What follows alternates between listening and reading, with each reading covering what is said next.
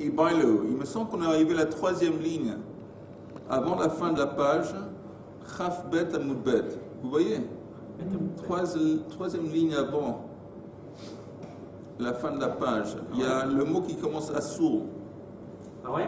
Pardon, la ligne qui commence le mot à sourd. Ouais, je vois. Ok, c'est le mot après. C'est ça, non?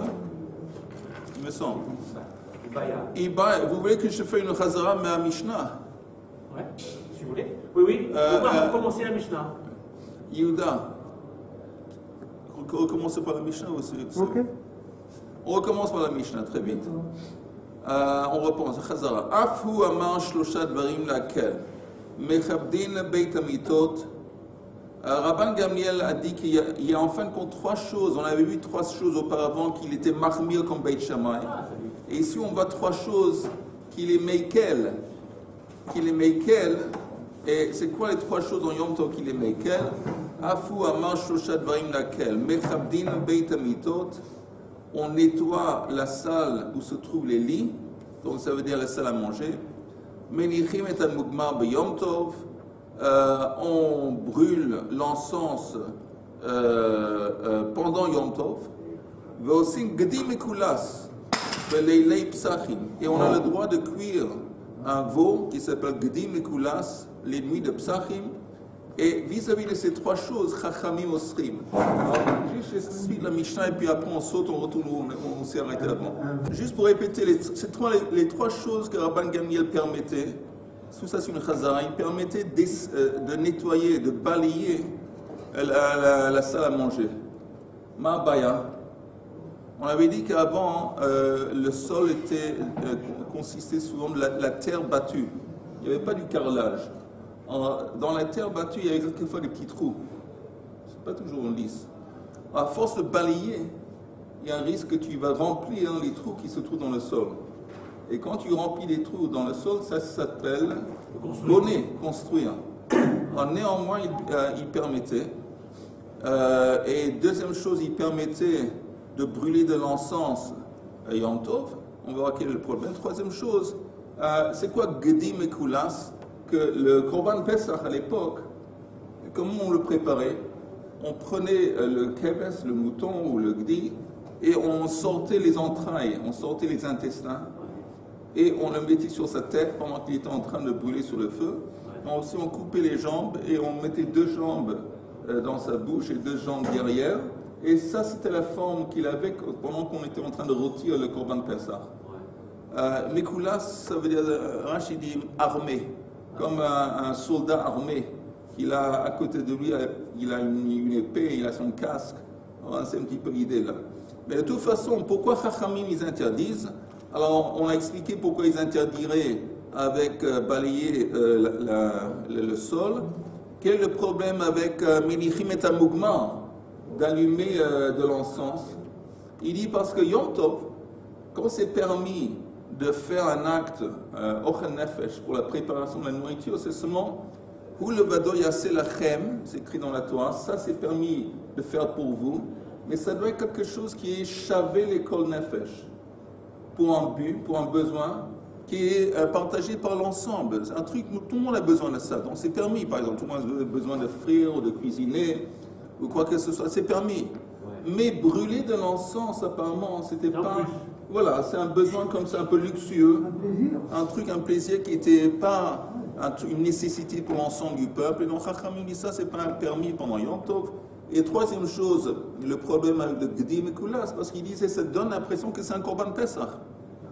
Ça prend la forme du Korban Pesach, la façon que tu rôtis ce veau la veille de Pesach. Et donc, au niveau de Marit Ain, ça donne l'impression qu'on est en train de manger un Korban Pesach en dehors de Yerushalayim, ce qui est interdit. Donc, au niveau de Marit Ain, Chachamim, ils interdisaient. Voilà, ça c'est la Mishnah qu'on a vue. Maintenant, on va sauter, on va reprendre où on s'est arrêté l'autre fois. Où on s'est arrêté l'autre fois, c'est Ibaï Lehu. C'est la troisième ligne avant de la fin de la page. Troisième ligne avant, le deuxième mot. Ibaï Lehu. On leur a demandé Maoula Hashem. Est-ce qu'on aurait le droit de fumer? C'est quoi fumer? De fumer des fruits. Ça veut dire qu'on va brûler de l'encens. Il y a de la fumée, une odeur qui va sortir. on va pendre des fruits au-dessus qui vont être imprégnés par cette... que les fruits vont être imprégnés par l'odeur. Est-ce qu'on aurait le droit de faire ça pendant Yom Tov? Rab Yirmiyah bar Abba Amar, Rav, Asur. Ve Shmuel Amar, Mutar, tandis que Shmuel dit que c'est permis. Rav Huna Amar Asur mipnei shemechabe. Il dit c'est interdit parce que tu es en train d'éteindre. C'est quoi éteindre? Au moment que tu jettes, souvent c'est un état liquide, l'encens, tu jettes ça sur les braises. Au premier moment, les braises, tu les éteins un petit peu. Donc il y a un élément, un problème, un aspect de mechabé pendant une minute, ou quelques secondes. Amar le Rav Nachman, Rav Nachman répond, il dit pourquoi tu ne dis pas autrement? Parce que tu allumes. Qu'est-ce que tu allumes? Tu allumes, non, tu allumes l'encens lui-même que tu répands sur les braises. Ah, tu l'allumes. Oui. Tu l'allumes, et ça aussi c'est un problème. Alors, pourquoi tu parles justement d'éteindre? Pourquoi pas parler du fait que tu allumes? Amar simplement, je vais dans l'ordre. Amar les trilato mechabé, vesofo mavir, parce que normalement l'ordre c'est d'abord quand ils entrent en contact, les encens rentrent en contact avec les braises, ça éteint un petit peu les braises. Et après, ça allume l'encens. Donc ça c'est l'ordre, c'est pour ça que j'ai parlé de cette façon. Amar Rabbi Yehuda, Agabei Gachelet Asur, répandre de l'encens sur les braises, ce serait interdit à cause de ce qu'on vient de dire. Et on passe en haut de la page suivante. Agabei Cheres Mutar. Mais si tu prenais par exemple une tuile, les genres de tuiles qu'on met sur les toits, un morceau d'argile qui est chaud, et tu mettais sur cette tuile, sur ce morceau d'argile de l'encens, il dit là c'est permis. Parce que Rashi dit, Moutar, de Kibouy Leika, parce que là il n'y a pas d'élément d'éteindre. Tu ne vas pas éteindre l'argile qui a été chauffée, il ne va pas être éteint par le contact, entrer en contact avec l'encens. Et aussi, quand tu vas allumer ou quand l'encens va s'allumer, ça ne s'appelle pas vraiment Havara parce que c'est Shinui. Ce n'est pas la façon normale d'allumer des choses. Havara Nami, il y a des Shinui que l'achar yad velei que isur de oraita, c'est comme ça que Rashi explique. Veraba Amar al-Gabei Cheres Nami Asur. Même répandre de l'encens sur de l'argile, ce serait interdit. Pourquoi c'est interdit? De Kamolid Reicha. Parce qu'il créait, comment on appelle ça? Il fait passer du parfum ou de l'odeur dans la tuile. La tuile n'avait pas une odeur. Maintenant, dorénavant, cette tuile va être imprégnée maintenant d'odeur. C'est comme si tu fais passer, tu crées de l'odeur dans la tuile, et ça c'est interdit. Bokotov. De Kamolid Reicha. Shmuel, oui. Il y a un cours maintenant. Pardon, excusez-moi. Pas de problème. Rabba ve Rab Yosef de Amrei Talvayu Sachoufei Kasa Ashirai Beyomatav Asur. Alors tous les deux ils disent aussi bien Rabba que Rab Yosef de prendre un verre dans lequel on a brûlé de l'encens, on a un verre il y a de la fumée dedans, le mettre sur de la soie. Encore une fois, pour transmettre cette odeur dans la soie, c'est interdit. Ok, je répète dans les mots. Sachoufei kasa, mettre un verre, je pense qu'on le mettait à l'envers. Asirai, oui. Mais le tar, il se propage partout. Donc, sur les couverts Oui. que j'utilise, ben, ça va se propager aussi, c'est pas sourd. Non.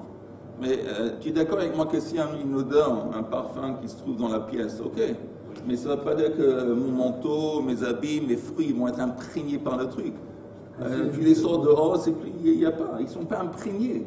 Ici, quand tu prends le verre, un truc, un ustensile qui est plein, je sais pas, qui a de la fumée, et tu le mets sur de la soie ou n'importe quel bad. Le bad, à force d'être en contact avec pendant un peu de temps, il est imprégné par l'odeur. Il dit ça c'est interdit. Pourquoi c'est interdit? Parce que tu crées de l'odeur. Tu es en train de créer Yom Tov une odeur. Où? Dans ce morceau de tissu. Et ça c'est problématique. Alors la Gemara dit, mais attends, je veux juste comprendre.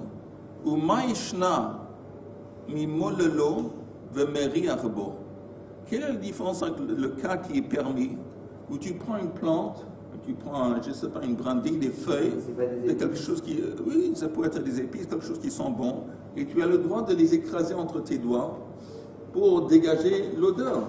Ça, c'est permis. Tu as le droit aussi, tu prends une espèce de tige et tu le coupes en deux. Et à la coupure, il y a une odeur qui se dégage. Ça aussi, c'est permis pendant Yom Tov. Pourquoi ça, c'est permis?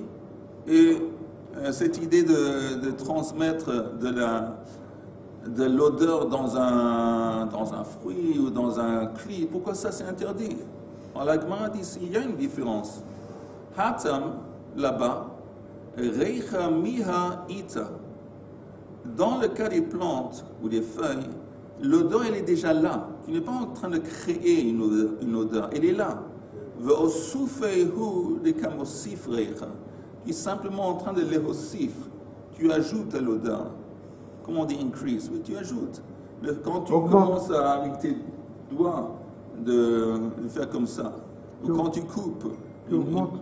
Hein? Augmente. Tu augmentes, très bien, merci. Tu augmentes quelque chose qui existait auparavant. Mais pas dans tes doigts. Non, pas dans les doigts. Mais je veux dire, on essaie de comprendre quel est le problème. Tu me dis que mettre un verre, un ustensile avec de l'encens sur de la soie, c'est interdit parce que tu crées une odeur. Mais apparemment, je crée une odeur aussi quand je frotte avec mes doigts une plante ou quand je coupe une tige. Il dit non, c'est différent parce que là-bas, l'odeur, elle était en place, dans la tige, dans les feuilles. Mais tu es en train de l'augmenter. C'est différent. Ici, tu es en train de créer. Parce que c'est quoi créer? Le morceau de soie, il n'y avait pas d'odeur auparavant, du tout. Maintenant, à force de mettre ton verre dessus, tu as fait en sorte que maintenant, dorénavant, il y a de l'odeur. L'odeur existe déjà dans la tige. Dans la tige, oui, mais pas dans la soie. Il y a une kavana, c'est-à-dire que je fais quelque chose, je crée quelque chose. Oui. Par contre, lorsque je mange, je fais des choses normales, et qui concernent donc Ochel Nefesh, il n'y a pas d'intention de créer des odeurs particulières, je suis en train de manger. Oui, mais pourquoi t'éloigner et parler de Ochel Nefesh? Pourquoi pas simplement rester avec l'exemple que la Gemara donne? Il y a un cas similaire qui est permis, de frotter des feuilles ou une plante ou je ne sais pas quoi, et il y a une odeur qui se dégage, ça c'est permis. De couper une tige, une odeur qui se dégage, c'est permis. Pourquoi ça c'est permis? Et le cas de brûler de l'encens sur un cli, ça c'est interdit. Donc la réponse c'est que dans la plante, l'odeur elle est déjà là. Tu ne fais que d'augmenter. Ici, dans le cas du cli qui va t'imprégner, tu crées maintenant. Tu crées une odeur qui auparavant n'existait pas, ça c'est interdit. Oui, dans le cas de la plante qui est coupée, on crée quelque chose. Non. On dégage l'odeur. Oh, dégage, mais pas créer. L'odeur, elle était là dans la plante. Donc il y a une péoula. Oui, une péoula. Mais la péoula, elle est permise parce que c'est pas créer. C'est dégager quelque chose qui était là auparavant. C'est un dolade. Non. Attends. Je vais te dire, c'est un exemple, c'est un dolade. Ça n'était pas avant, ça est maintenant. Donc il y a quelque chose qui est apparu quand j'ai cassé la plante. C'est quoi Nolad? Nolad, ça veut dire qu'auparavant, il n'existait pas. Et maintenant, tout à coup, il existe. Mais la Gemara est en train de dire, elle est en train de proposer que cette odeur, oui, il existait. Où est-ce qu'elle existait? Dans la plante. Elle existait dans la plante, mais elle n'était pas libérée. Si tu entends, tu as une pièce. Dans la pièce, il y a une bonne odeur. Et attends, tu endors de la pièce. Toi, tu endors de la pièce, tu ne sens pas l'odeur. Tu ouvres la fenêtre. Tu n'es pas en train de créer l'odeur, tu es en train de dégager l'odeur qui existait auparavant. C'est d'ailleurs, mais la fenêtre que tu ouvres, tu as bien fait. Oui, tu as fait un acte. Mais le résultat, tu as fait un acte, mais le résultat, c'est encore une fois de dégager quelque chose qui existait auparavant.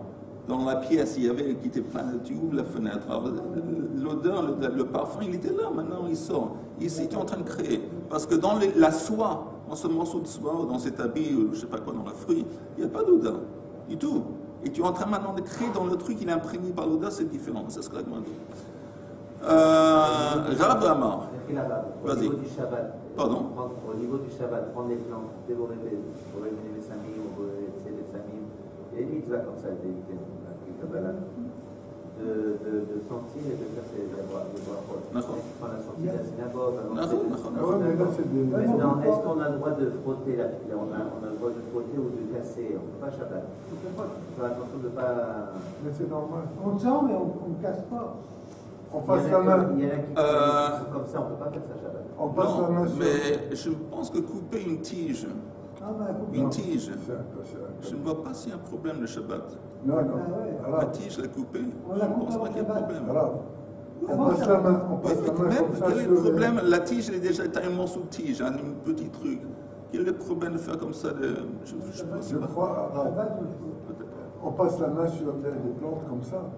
On ne cueille pas. Rien qu'on passe la main. C'est sûr, cueillir, on ne parle pas de cueillir. Cueillir, c'est évident que c'est interdit. Voilà. On continue. Rav Amar, Al-Gabei Gachelet Nami Mutar. Il dit, tu sais quoi?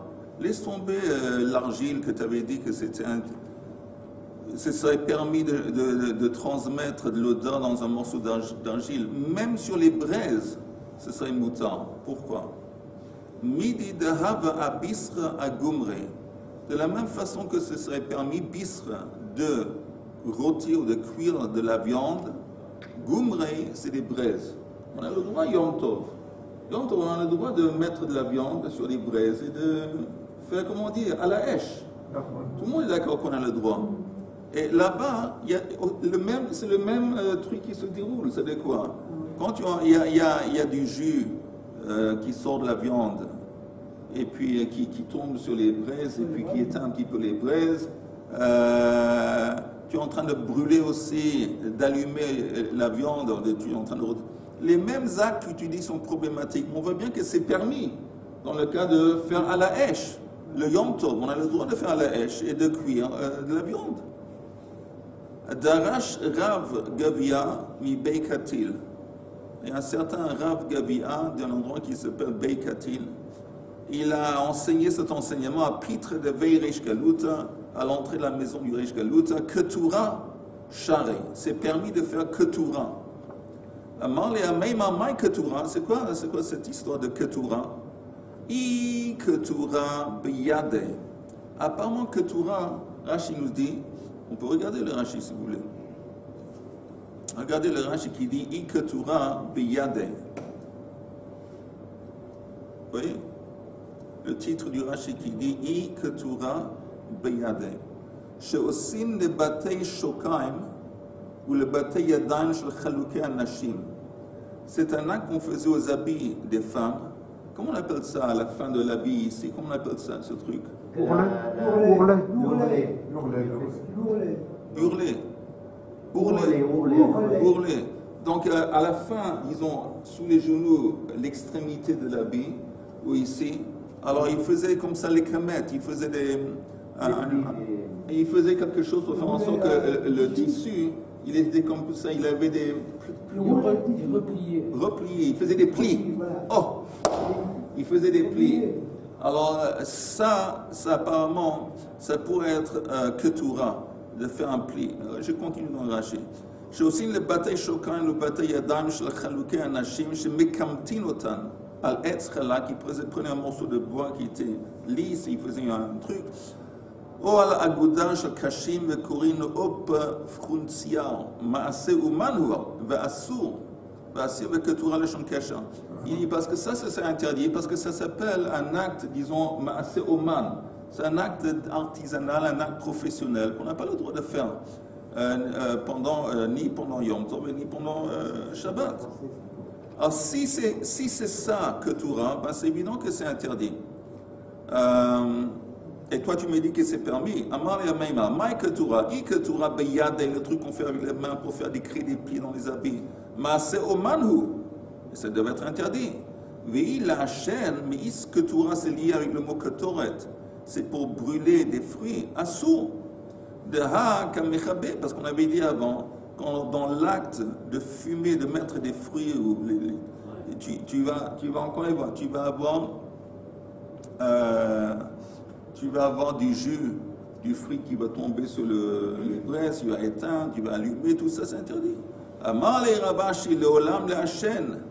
Il dit non, on parle ici de fumer des fruits. Et néanmoins, c'est permis. Pourquoi? Midi de hava abisra agumre. Encore une fois, de la même façon qu'on a le droit de faire la grillade, de la viande, ça aussi c'est permis. Et que de amre et amar et ameima, maïketura, iketura beyadema se omanu. Il a un chêne assaut de kamolid reicha. Amar Ravashi ana. Amrita nihale yomishme de gavre rabba amrita nihale la chaîne. Vemidi de hava bisra agumre. Donc tout ça c'est une répétition plus ou moins de ce qu'on a vu avant, on peut continuer. Veosim gdim ekulas. On a le droit, comment il s'appelle, Rabban Gamliel permettait de cuire, de préparer la nuit de Seder, de Leila Seder, un veau, de la même façon qu'on le préparait dans le temple. Tanya Rabbi Yossi Omer, Todus ish Romi, qui nihiget bnei Romi, les echol gdim ekulas. Todus était un personnage important, c'était le chef de la communauté des Juifs en Italie. C'était un docteur.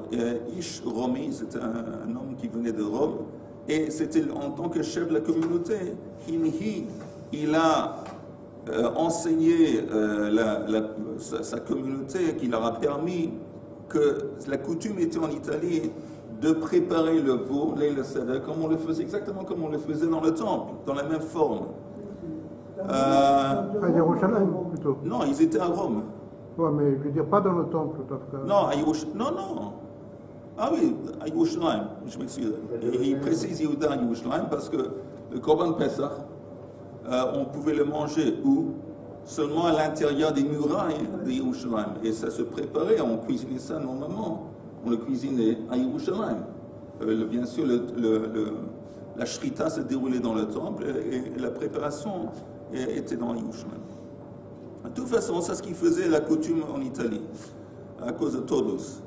Shalchoule, apparemment les sages de Yerushalayim lui ont envoyé un message. Shalchoule, il m'allait Todus ata, si ce ne serait pas que tu es Todus, donc un personnage important et compagnie, Gozreinu alecha nidui, on te mettrait en quarantaine. Shata ma'achil et bnei Israël kodashim bachutz, parce que tu es en train de transgresser et de permettre à Israël de manger des offrandes kodashim dehors. C'est quoi dehors? En dehors de Yerushalayim. Alors la Gemara demande kodashim salkedaita, ça veut dire quoi? Des offrandes? Mais ce n'est pas des offrandes. Les seder, les veaux, les brebis qui cuisinaient pour les seder, ce n'était pas des offrandes parce qu'il n'y a plus de temple. Et la ema ke'ein kodashim. Le problème, encore une fois, c'est un problème de marit ein. Parce que c'est comme tu prépares ça exactement de la même façon qu'on préparait ça, les seder, le korban. Alors, ça a l'air comme, et les gens risquent d'arriver à la conclusion que c'est permis de manger kodashim. Alors, même quand le temple est reconstruit, on risque d'avoir des problèmes plus tard que les gens pensent bon, c'est permis de manger sans doute. Je viens de le dire à la minute. C'était le dirigeant de la communauté de juifs à Rome. C'était un juif, c'est ça. Et il était un docteur, et c'était aussi un Talmid Chacham. Et lui, il permettait. Il pas seulement il permettait. Ou inhig, c'est lui qui a établi la coutume. Que c'est comme ça que les Italiens là-bas ils préparaient les choses et les sages n'étaient pas contents. C'était un problème maritime. Rav Doctor. Rav Doctor. Ok, on continue. Shlosha Dvarim, nouvelle Mishnah, Shlosha Dvarim, Rabbi Elazar ben Azariah matir, Vechachamim Osrim. Il y a trois trucs que Rabbi Elazar ben Azariah interdisait et que les Chachamim, eux, ils sont tout à fait le contraire. J'ai compris, j'ai fait une erreur. Il y a trois choses que Rabbi Elazar ben Azariah permettait et les Chachamim, ils interdisaient. Alors, Parato Yotsa Beretsua Sheben Karnea. C'est-à-dire que la vache de Rabba, par exemple la vache de Rabbi Elazar ben Azariah, il permettait de cette vache de sortir pendant le Shabbat. Pendant le Shabbat, elle portait une, comment on appelle ça, Colis. pas un collier, un morceau de Couronne. pas une couronne, un ruban, avec un ruban qui était attaché aux cornes. Ça, c'est la première chose. Deuxième chose, il permettait aussi de gratter, elle prenait un peigne, passer le peigne, de brosser, merci, brosser la peau d'un animal, d'une vache, pendant Yom Tov. Et shochakin et apilpelin bereichaim shelahen, il permettait aussi de broyer les grains de poivre dans leur moule pendant Yom Tov. Rabbi Yehuda omer ein mekardin et abehema beyom Tov. Mibnei sheoseh chabura. Rabbi Yehuda, c'est interdit de faire ça, de brosser un animal avec le peigne pendant Yom Tov. Pourquoi?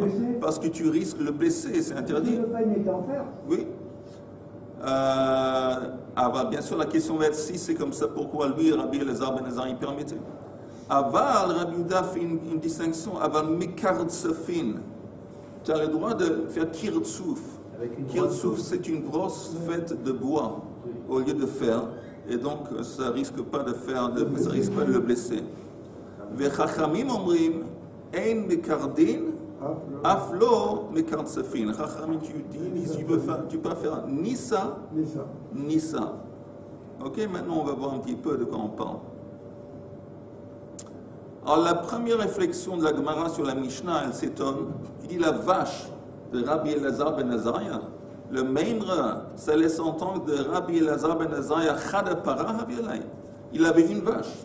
Tu dis sa vache, ça laisse entendre qu'il avait une vache. Veha amar Rav, va'amrila, amar Rab Yehuda, amar Rav, tleisal alfei eglei. Hava maaser Rabbi Elazar ben Azariah me'edrei kol shata v'shata. Donc on a une tradition que Rabbi Elazar ben Azariah, il prélevait maaser. Il y a un maaser qu'on avait les animaux dans le troupeau qu'il faut donner.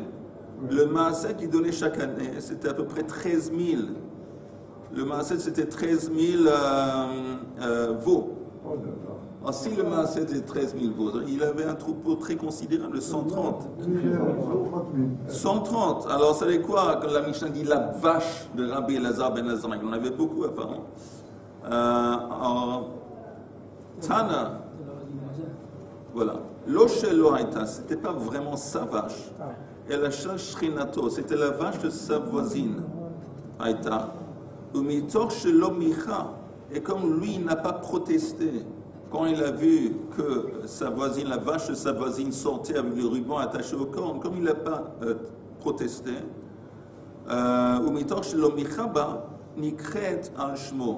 on l'appelle la vache de Rabbi Elazar ben Azariah. C'est comme s'il prend responsabilité du fait qu'il a permis à sa voisine de faire sortir sa vache avec le ruban qui était attaché au corps. C'est quoi le problème? Le problème est que ça risque d'être considéré comme un massa. Massa, on n'a pas le droit de faire en sorte qu'un animal va porter quelque chose. Alors pour lui, il considérait que c'était pas massa, que c'était comme un kishout. Un kishout, comment on dit kishout? Une décoration. Une décoration. Et donc, en tant que décoration, ce serait permis, de la même façon qu'une femme aurait le droit de sortir avec des bijoux. Le Havdil, cette vache aurait le droit de sortir. C'est pas qu'elle est en train de porter quoi que ce soit. Ça, c'est son opinion. C'est quand même vache de comparer la vache avec la femme. Il a dit la Havdil. C'est enregistré. Alors, il faut dire qu'il a dit, non? C'est Khan qui vient de dire cette réflexion très, très intelligente. Alors, on retourne à la Gemara. Mais c'est intéressant. Pourquoi c'est intéressant? On voit que cette vache, on l'appelait la vache Rabbi Elazar ben Azariah parce qu'il a permis. Ça veut dire qu'un rab ou même un dirigeant, même sans Nikesha, la Torah, en tant que dirigeant, en tant que responsable, en tant que, je sais pas, si quelque chose se passe et tu es conscient et tu aurais pu l'interdire mais tu l'as permis, ça veut dire que c'est toi, tu prends responsabilité. Ça fait force de loi. Oui, mais parce que non, mais ça devient ta responsabilité. C'est toi qui l'as fait. En dépit du fait que c'est pas toi qui l'as fait, quelqu'un d'autre l'a fait. Mais toi, en tant que responsable, tu dis rien. Et tu aurais pu dire, tu aurais pu empêcher, tu aurais pu interdire. Et néanmoins, tu t'es tué. C'est-à-dire que tu prends entière responsabilité, ça devient l'acte, il devient ton acte. C'est intéressant, vis-à-vis de la responsabilité qu'on attache, on rattache aux responsables, aux dirigeants. On avait dit que, oui, Rabbi Elazar ben Ezra, il permettait de brosser une vache, par exemple, avec cette espèce de peigne. Tanu Rabbanan, Eizehu Kirud. Je suis cher Moshe, dans la page Chaf Gimel, Hamoud Aleph, et je suis, non, quelques lignes en bas de la Mishnah. 6-7 lignes en bas, il y a deux points, Tanu Rabbanan. Tanu Rabbanan, Eizehu Kirud, Eizehu Kirud, c'est quoi la différence entre ces deux termes? Kirud Ktanim, Ve'osin Chabura. Kirud, c'est une brosse qui est comment on dit, les dents de la brosse, pas les dents. Les dents sont plutôt petits et ils sont faits et ils blessent. Kirtsouf Gdolim, les dents sont plus épais. Ve'enosin Chabura, ils ne vont pas faire, ils vont pas blesser. Ve'shalosh Machlokot Bedava. En fin de compte, dans cette Mishnah, il y a trois disputes vis-à-vis de brosser. Rabbi Yehuda Savar Davar She'eino Mitkaven Asur. Vous entendez, il y a un principe ici. Quelque chose Davar She'eino Mitkaven. Qu'est-ce qui se passe si tu fais quelque chose, tu fais un acte, et en conséquence de l'acte que tu fais, il y a une melacha, par exemple, qui a profané une melacha qui s'est déroulée. En conséquence, ce n'est pas ce que tu as fait, mais c'était une conséquence. Par exemple, ici, le type, il a ciblé, il veut brosser l'animal, enlever les puits, je ne sais pas quoi. Mais la conséquence est qu'il a blessé. C'est une conséquence. Alors, Rabbi Yehuda, lui, il dit que Davar Shelo Mitkaven Asur. On a l'opinion de Rabbi Shimon qui dit Davar Shelo Mitkaven Mutar. Donc, on va voir ici. Il y a aussi. On va en parler. Asur avant le pato. Un exemple. On a souvent cité quelqu'un qui déplace. Oui, un lit ou une chaise, et il fait un sillon. Il a fait. On va en parler tout de suite. Alors, Rabbi Yehuda Savar Davar She'eino Mitkaven Asur. Mihu néanmoins, Kirud Ktanim Ve'osin Chabura, Kirtsouf Gdolim Ve'ein Osin Chabura. Alors, Rabbi Yehuda, il dit, ok, mais il y a tout de même une différence entre la nature de la brosse. Velo Gazrinan Kirtsouf Atu Kirud. On ne va pas t'interdire d'utiliser une brosse de bois qui ne va pas blesser à cause de la peur que si on te permet ça, tu risques d'utiliser une brosse de fer qui va blesser. Non, ça je permets, ça j'interdis. Ça c'est Rabbi Yehuda. Et Rabbanan Savreinami que Rabbi Yehuda, et eux, Rabbanan sont d'accord avec lui. Le Davar She'eino Mitkaven, que s'il y a un acte de profanation de Shabbat, de Yom Tov, qui s'est déroulé en conséquence de ce que tu as fait, que tu n'as pas ciblé, mais néanmoins ça s'est fait. Davar She'eino Mitkaven Asur. Mais la différence, les Rabbanan, ils sont plus marmir. Avec Gazrinen, on interdit d'utiliser même une brosse de bois. Gazrinen Kirtsouf, Atu Kirud. De peur que si on te permet d'utiliser une brosse de bois, tu vas utiliser une brosse de fer. Rabbi Elazar ben Azariah savar là que Rabbi Shimon. Tandis que Rabbi Elazar ben Azariah savar là que Rabbi Shimon d'Amar, Davar She'eino Mitkaven Mutar. Mais lui il dit non. Il dit Davar She'eino Mitkaven Mutar. Donc, à part, il faut juste préciser, quand Rabbi Shimon ben Elazar, en utilisant l'exemple qu'elle y a apporté, quelqu'un qui traîne sur le sol, qui est fait de terre battue, je ne sais pas quoi, un banc, un lit, une chaise. Alors, il risque à force de le traîner de créer un sillon. Créer un sillon, c'est interdit. Mais tant que c'est pas, le résultat n'est pas automatique. C'est pas ce qu'il voulait faire. Tant qu'il ne voulait pas le faire, Rabbi Shimon permet. Et ça, c'est la halakha. La halakha, on va comme Rabbi Shimon, que tant que l'acte dont on a peur ne va pas être automatique. Pas intentionnel. Oui. Non, c'est pas que ce soit, c'est pas intentionnel. Mais ça ne va pas être automatique. Si tu sais automatiquement que tu vas traîner la chaise, et automatiquement il y a un truc, ça s'appelle psychreisha. Ça veut dire l'exemple, et tu prends une poule. À la belle époque où les enfants ne jouaient pas à l'ordinateur, ils jouaient à la bille avec des têtes de poule. Oui. Alors on coupait les têtes de poule, ils jetaient ça comme des billes. Alors le type, pendant, je sais pas, Shabbat, il coupe la tête d'une poule. Il dit, bon, je ne veux pas tuer l'animal. Je prends ça pour donner un cadeau. On dit, tu coupes la tête, elle ne va pas mourir. C'est une conséquence automatique. Là même, Rabbi Shimon va interdire.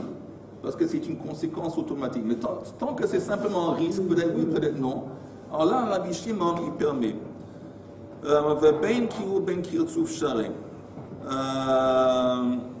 אמר רב אמר רב נחמן אמר שמואל ואמרי לה אמר רב נחמן לחודי הלכה כרבי שמעון שהרי רבי אלעזר בן עזריה מודה לו. Vous entendez, je vais juste finir ça demain. Et j'aimerais dire un truc avant, juste avant qu'on se quitte. Un truc intéressant que j'ai remarqué le Shabbat. Que c'est quoi le début de l'Avoda dans le temple? Le tout début, quand on abordait Avodat Hashem, consistait quoi? C'était les Kohanim qui arrivaient au robinet là, le kior, et ils se lavaient les mains, ils se lavaient les pieds pour se purifier. Ça, c'était le début de la Voda. Et l'ultime but de la Voda, le truc le plus sacré qu'il y avait quand on parle d'Avodat Hashem dans le temple, c'était quoi? C'était Kodesh HaKodashim, où se trouve le Aaron. Ah, il y a un truc en commun avec le tout début, quand on aborde l'Avodat Hashem dans le Mishkan ou dans le temple, et l'ultime. C'est quoi le truc en commun? Rashi a parlé dans la paracha que le kior, il était fait de miroirs.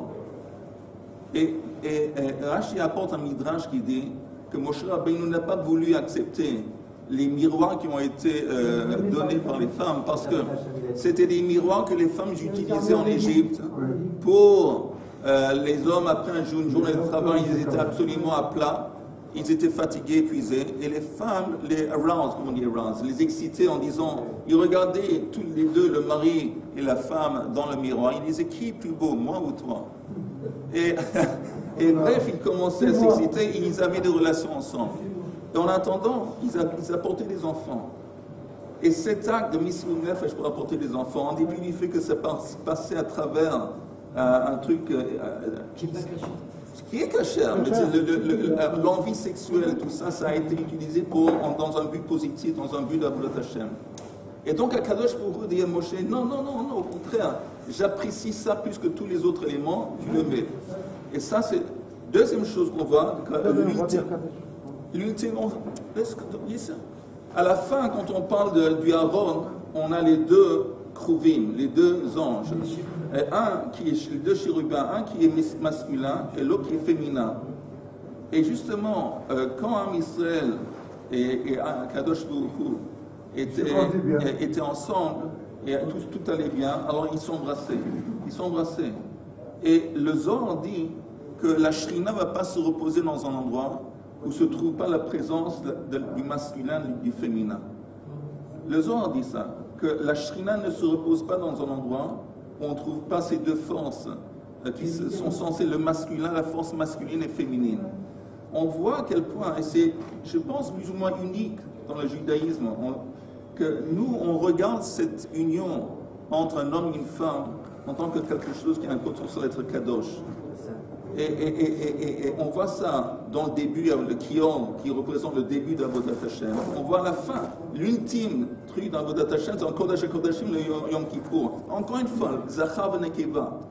Et ce qui est intéressant, et là j'ai fini, c'est que il y a cette fameuse histoire. S'il n'y a pas assez de temps de Kaddish, ça ne fait rien. C'est pas nécessairement nécessaire que de finir la dracha. Il y a un nazir qui est une histoire de Rabbi Shimon, comment il s'appelle? Je ne sais pas qui. Il y a un nazir qui est arrivé au temple. Shimon HaTzadik, il a vu, il a dit, écoute, qui tu es, qu'est-ce que tu fais? Il dit, j'apporte un truc, je vais devenir un nazir, je suis un nazir. Il dit, pourquoi? Quelqu'un qui a des cheveux qui sont tellement beaux, des cheveux bouclés tellement beaux, c'est dommage, tu as... Alors il dit, pourquoi tu es devenu nazir? Il dit, un jour j'étais un berger, je me suis penché sur il y avait une source, il y avait de l'eau, et j'ai vu ma réflexion. Et sur le coup, je me suis trouvé, je me suis senti beau. Et il y avait tout ce truc de yetzer, de l'envie. Apparemment, j'ai ressenti une envie sexuelle. Le moment que j'ai ressenti ça, dit toi, tu vas couper tout ça, tu vas devenir un nazir. Et Shimon HaTzadik a dit qu'il va y avoir beaucoup de nazirim en Israël comme toi. Alors pourquoi là, quand il a regardé, il a ressenti un éveil sexuel, quand il s'est regardé, c'est considéré comme négatif. Et pourquoi quand les femmes et les hommes qui se sont regardés dans les miroirs, aussi ça a éveillé au niveau sexuel, c'est positif. La différence, c'est que le berger, quand il s'est vu dans l'eau, il s'est vu seul. Tandis que dans le Midrash, c'est écrit que quand ils sont vus dans le miroir, ils se sont vus ensemble, la femme et l'homme ensemble. Et ça, c'est l'idée. Que le truc sexuel, cette envie sexuelle, quand elle est utilisée pour les deux, pour l'accouplement et pour avoir des enfants, et pour le foyer, pour Am Israël, au contraire, c'est kadosh. Mais quand c'est pour moi, pour mes besoins, comme on dit, sipouk, les sapek, pour répondre à mes besoins personnels sexuels, c'est dangereux, c'est négatif. Et ça, c'est voilà.